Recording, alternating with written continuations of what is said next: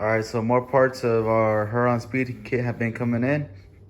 We just barely got this in like a minute ago, so we're about to do an unboxing. I'm pretty sure it's the hot side, the V1 hot side.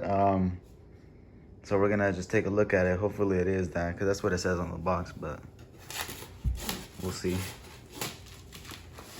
That's it.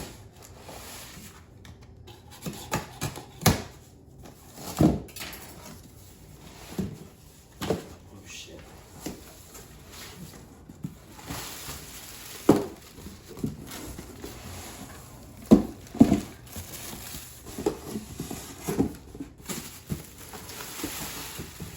Oh shit. Nice. Ooh, there it is. Let me take it out the bag for you guys. Let's see.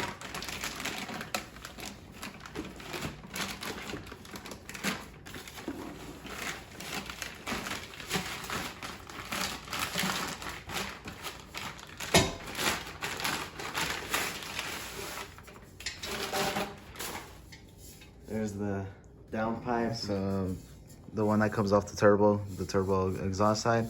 I don't think we're gonna be using this side of the this part of the exhaust because we want to do a bumper exit. But if we can't make one, we'll probably run it. But the only problem is that we would have to delete the oil level sensor, which ain't really a problem, you know, as long as you're checking your oil, you know, regularly, you really don't have a problem with deleting it. But we want to have that that race car look. So here's the piece that we've been waiting for a while to be able to mount up the turbo. It's the truck manifold white pipe, you could say, with the T4 flange. Badass. There it is in all its glory. You're making a hell of power with this. I know the T4 flange ain't optimal to make a lot of power, but hopefully it pushes us to our 700 to 800 mark. I think we might be able to push even more, but I'm not for sure. I'll have to look into that. But I'm finally happy that it's starting to come in. All we're waiting on is our cold side piping and the intercooler itself. But Huron had some problems with intercoolers, so they're waiting on those. So I think my intercooler would be the last thing to come in. I'm getting another package on Thursday, because it's Tuesday right now, June 8th, I believe. And I'm getting another one June 10th, which would be Thursday. And I'm pretty sure that's my hot side piping. I mean, my cold side piping. And then the intercooler might come in last because it's still label created, you know, on the FedEx website. But very happy. It comes with the gaskets for everything, hardware. These are the V-bands, right? So yeah, not too bad. Finally glad it came in. There's a Huron Speed right there. Shit, can't wait until get this car started. All right, so we just got in another package from Huron Speed, and we're pretty sure this is the meat and potatoes of the kit. Just because it comes with I believe all the intercooler piping and pretty much everything else. The last package we're waiting on is the intercooler. The intercooler. One of our buddies that bought a kit as well emailed John from Huron Speed about like the ETA on the kit, right? And that's where he told us that they were having a delay with their intercoolers. So it's gonna be a minute before I get my intercooler, but I'm not really pressed about it because the car is nowhere near done. So it can wait. I'm not really mad. So there it is, pretty much. All the intercooler piping, the cold side.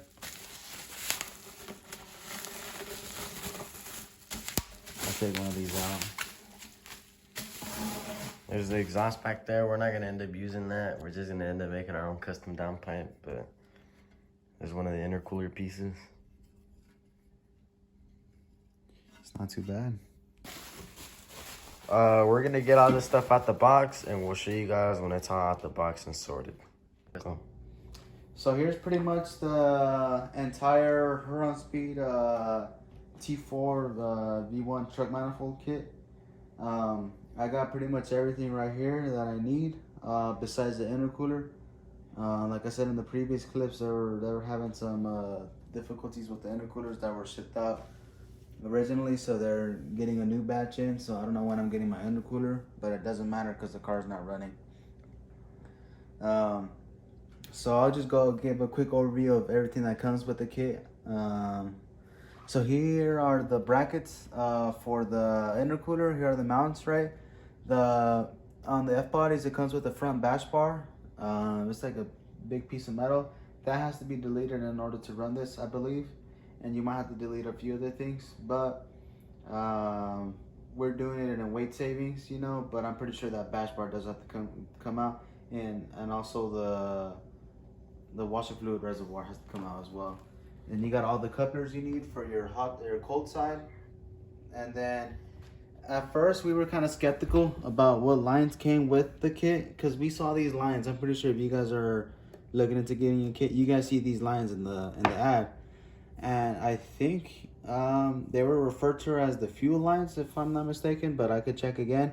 And so I was like, fuck, I need to, you know, make my own oil lines.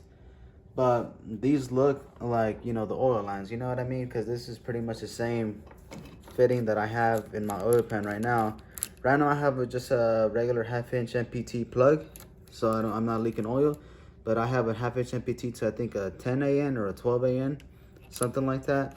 And then I think the other one for the feed, I think it's a 3/8 MPT, if I'm not mistaken. Yep. To a 4 AN. And this comes off the oil cooler block off plate that's right above the filter. So I was like, you know what, I think these are the oil lines, and it only makes sense because you got the 90.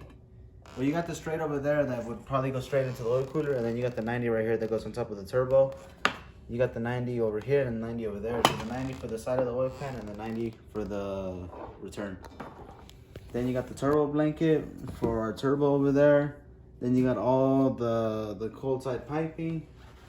You got a little bit of what is this called? Heat wrap, you could say, yeah, for like the exhaust and whatnot. All your clamps that you need, V-pans, all the hardware. We took the hardware out and we ended up just putting it in a plastic bag. Here's one of the fittings for the turbo. Your alternator relocation brackets, those are right here. The alternator relocation brackets right in here. I'm not sure how this one would work, but we already got our, you know, our shitty relocation bracket, so we're not gonna use that.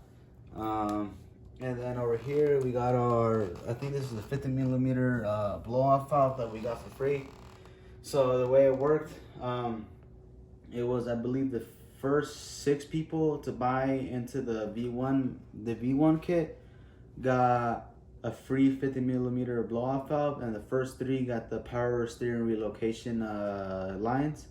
So that's one thing I have to do, is try to figure out how I can relocate my power steering lines, because they got on the way, especially the one solid line. I think it's the, well, it's the solid line. I don't know which one's which. I don't know which one's,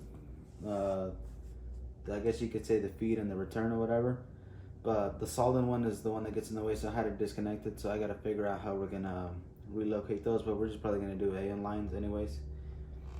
And then this is all the hot side over here. So we got this is for the back of the hot side on the turbo housing. On this side right here, this goes by in between your motor mount pedestal and the side of the block. And one thing you have to do is you're gonna have to delete or plug your oil level sensor. To be fair, it's kind of there just for like for the dummies, right? You know, that don't check their oil level. So if we do decide to run this, we'll just delete it, no problem, and plug it. But our plan is to do a bumper exit. We ordered a few V-bands and with the flanges, and we're gonna try to make a bumper exit, probably a 3.5 inch bumper exit, seeing what we can make, because we deleted our coolant, our coolant overflow tank, so we don't have to do nothing crazy to try to avoid that. It's literally a straight from this side of the turbo, a 90, another 90, and straight out the bumper. And the same thing with the 44 millimeter wastegate that we got. Since it sits pretty low, it might just be a straight, a small little dump that goes straight to the atmosphere. And then here's the T4 flange with the studs. So one thing about the studs is that we had a problem with this crossover pipe mounting. And we saw the studs, right? At first I thought I saw 6, but there's only 4. And I thought that maybe what they wanted us to do in regards to the crossover pipe on the truck manifolds was to remove the old studs and screw these ones in, because when we first tried to mount this, it wouldn't fit over the studs. And we were kind of like, stumped on how we can make it fit. But what ended up happening is that my brother came up with the idea of removing the manifold and seeing if it actually bolts onto this side right here. This is the side that was giving us trouble, the driver's side. But when in doing that, I saw we didn't fit, so we were like, damn, what do we do? And I inspected the manifold and I saw one of the studs was going straight and the other stud was going this way. So we just, gave it a few taps with the mallet, straightened it out so we don't damage the threads, and it goes in fine now. It looks awesome mounted. So if you're having the same problem, if you buy this kit, right, and you're having the same problem where your flange doesn't mount onto your manifold, you might want to check the studs. Or even before anything, check to make sure all your studs are perfectly straight. And I would also recommend loosening up your manifolds. Yeah. Just so you could start the bolts on this one, and then once they're on, then you tighten up your manifolds, because that was also an issue we were having, that it wouldn't line up at all. But once we loosened them up and got that stud straight, it went in like a beauty. Yeah, it went in pretty nice, so we're not too mad about that. Yeah, overall it's a pretty clean kit. All the welds are awesome. We got the 2 sides for the oxygen sensors on these sides. I'm not sure if this exhaust has, oh yeah, it does. So at least in regards to the gauges we're running, right now we're running what is it, the boost gauge and the AFR gauge. So we want to at least have 2 O2 sensors, right, for bank 1 and bank 2, or whatever way it goes in, right? And then after the turbo, to have the AFR gauge, and have it all ready. We need to figure out how we're gonna do our boost gauge and everything. But overall, here's how a Huron Speed V1 turbo kit is, that uses truck manifolds. You can get the T4 kit. I think it's the V3 kit that comes with the headers, but that kit was a little bit more pricey. I think in total I spent around $2,000 probably. Around there. On the whole kit, it was around $1,200 for everything, $750 deposit, and I think around 71 people bought in. So the more people that bought in, the cheaper we got it, and we reached the max discount. So my initial deposit was $750. What I owed was $500 or $550 or $450, something like that, to the point where it was only around $1,200. And then I did buy this turbo. So this turbo right here, it's the VSR 7875, right, with the billet wheel. So we are trying to make some good power with this kit. So I was like, might as well just get the billet wheel one. I was gonna get the next gen VSR one, but at the time it was out of my price range. Because I think this one was $555 and the next gen billet wheel one was around $670.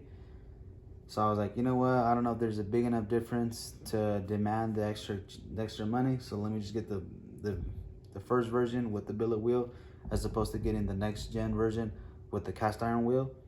And then I did end up getting those Deca 80-pound injectors.